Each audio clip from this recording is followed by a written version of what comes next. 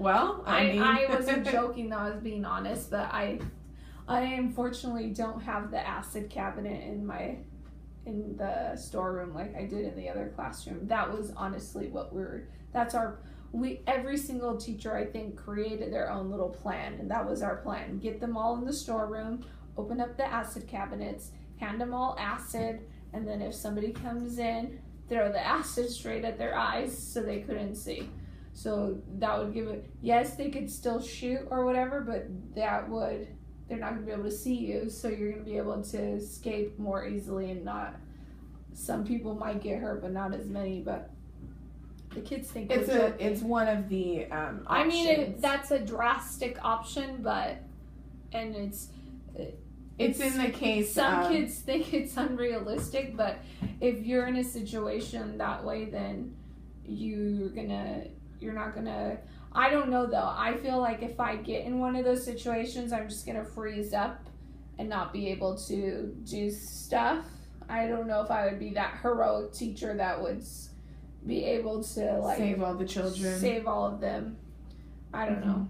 I think I'm just too nervous of a person that if something like that were to happen, I think that's why my stress level increases when something like that happens, because I try to do everything.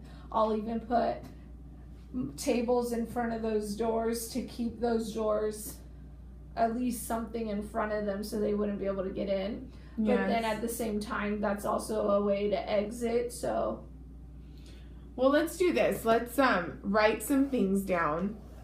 In that situation, we can write down what are the things that stress you out about something like that happening, if that were to occur. What are your options at the time? And how can you maybe control your stresses so that you are able to stay calm during that situation. So maybe, I spelled calm wrong, excuse me. So let's go ahead and look at that and maybe write down some things. So what stresses you out, or what are your fears? When, I mean, the obvious fears are, something happening to you. What are your stresses, fears that could happen to you during a lockdown or a shooting, maybe with the kids with you or without? And do you have any options? And maybe you want to keep something like this. Do you want me to just do stresses and then we talk about options, or? We can. Okay. And maybe we can also, you can also keep some of these things maybe somewhere where, just so you have a little reminder of, okay, what can I do? Or maybe just talk about it and see how are you going to do these things once this occurs. How can you, like you said in the past, you have delegated kids so that they know where they're going to be and who needs to go to those doors. Maybe you can make that a semester or yearly assignment, like how there's line leaders and so forth. They could be the door leaders and the door leaders in terms of, okay, when and if there is a lockdown, you go to door number 1, you go to door number 2, and they know that, so they're responsible for that. And then you can maybe have like a backup like they do with line leaders. I know it's putting a little much on the kids, but it's something so that you also can have as well. Okay, so go ahead, and your first one is someone coming in from the side door.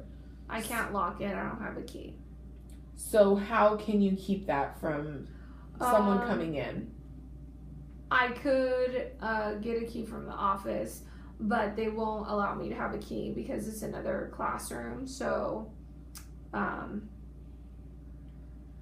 I could request for them to lock it. I know though that it's not locking right now, so maybe an option would be make sure that the door is fixed. To release stress, so I know that door is at least locked all the time. Yes. Because you can't get in if it's locked from the outside. I would suggest that myself at all times. Okay. And then what do you do if they get in? So what would you do if someone were to get in? Well, they tell us to fight. I don't necessarily know if I would be able to fight, but probably I really think that I would probably tell them to throw everything possible at that person to get away. If they're trying to get in, though, then there's options to go into other rooms, because all of those classrooms are connected. It would just be a matter of, and there's 2 doors that don't lock going out, so I could go into those rooms, but then I'd have to find a way to block those doors. There is one small room that you can go in, and it locks, and it has those wire windows, so they wouldn't be able to, even if they cracked the glass, they wouldn't be able to get through because it's double painted with wires. So we could go in there. And what if, okay, so that's a good one. So your third one is, what if it's one of your students? I don't know what I would do in that case, because you know that person and you have to treat them like they're a criminal now. And how are you supposed to do that? That is a hard one. Have you talked to other teachers to see what they would do in that situation? They would try to talk to them, but I don't know if that would be, if they're coming to your room, then they have an issue with you. So anything that you're going to say is probably going to aggravate that student even more. But you're trying to so you're going to let them in because you know that they're your student.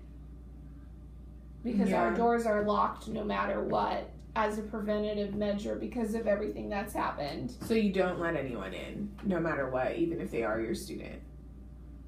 At that point, if it's a lockdown, but what if they come to your room first? Yeah. So what if I'm doing dissection and my doors are open because it smells? Yes. And anybody could just walk in. But I have to have the doors open because then I'll have kids fainting left and right from the smell. Yeah, that is something that I would talk amongst the other teachers and get ideas. Maybe bring that up in a staff meeting. What are your thoughts of these different stresses or fears of things happening during a lockdown? And maybe they can have some sort of... I do like your idea of delegating specific students, and I do that, like if because I'm on a team that I'm on search and rescue, so if there's like an emergency, then I have one student in every class that's supposed to walk the class down to the other team teacher, and they're supposed to be the ones that are responsible. If something were to happen to me, then they would have to take control and take the role and all that kind of stuff. So I could do the same thing. Do they remember that? I would probably have to remind them every so often, maybe like once a quarter or something. If anything were to happen, hey, you guys need to do this. Or we haven't, except for that one day, we really haven't had a lockdown, and none of the kids were there because it was already after school. That's good. So, and I'm glad that they were able to take care of it right away, and they were aware of the situation that he was a runaway. There wasn't that many students on campus already, so it wasn't, I didn't have, because of my location, I'm upstairs, so I didn't have any kids around me that I had to, because usually when it's after school or during lunch or before school, we have to push every kid in that as fast as possible into a location, and at that point we didn't. So, well, I'm glad that they controlled the situation. They were able to grab the student right away and locate the firearm,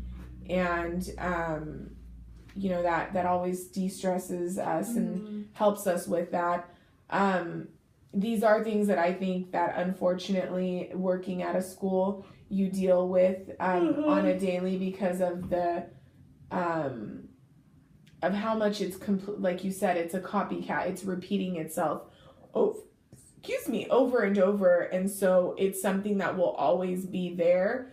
But having these little things that you think about beforehand, I think help as much as we stress and fear and our adrenaline gets to us and whatnot. I think it will come to mind, and it'll help you to try to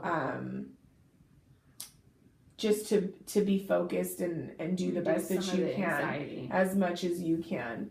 So I think that's wonderful. It's good that we're talking about this, and I'm glad that something like that did happen, and it wasn't. I'm not glad it happened, but I'm glad that it happened, and it wasn't a bad situation. It wasn't a bad situation for you or for anyone, and that he was not there to harm anyone. It's just unfortunate that he's not a bad kid, that he's just going through things in his life that caused them to do that, and he now is probably going to pay for bringing that firearm, and it's going to mess up his life. So okay, well, that is very sad, and hopefully he learns from it and he will be able to move forward in whatever however they deal with those situations with students.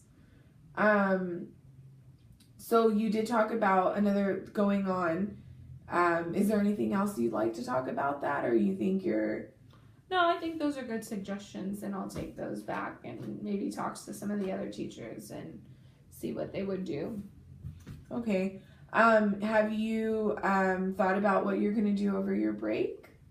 I definitely am going to book a massage. I'm going to go to the movies already tomorrow, so I'm already starting to plan some things like you suggested last time to kind of put myself first and relieve some of the stresses and start getting my life back together a little bit, or back to normal with everything that's been going on. And I won't have any grading to do, which is amazing. That's good. I'm sure that's another stress absolutely reliever. And Christmas plans, did we talk about that? Did you say you were going to stay close to home? Yeah, my mom's doing good, but she's not going to be able to. We usually stay around here anyways. My whole family's here, so that's not really stressful. I mean, we don't have any big issues or anything like that, so it's actually a good thing because we get to go all together, and so it'll be nice. Okay, well, I think we're good for today. What are you? Is there anything else? I think I feel okay. So, I think this was one of our last sessions.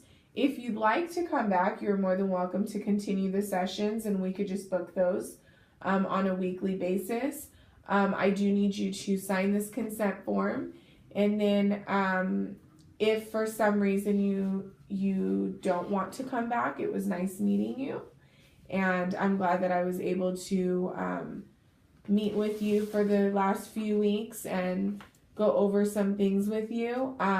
Just remember the things that we talked about. Know that the confidentiality, this is the consent form for our first 3 sessions, and you can go ahead and schedule any others if you'd like, and we can just continue talking about maybe how the break went, and then also going back into work after the 3 weeks, if there was anything that kind of maybe stressed you out there, or if you had such a great time during your 3 breaks that now you're just stress relieved and you're ready for the new year, and start with the new year, and hopefully everything works out with your mom.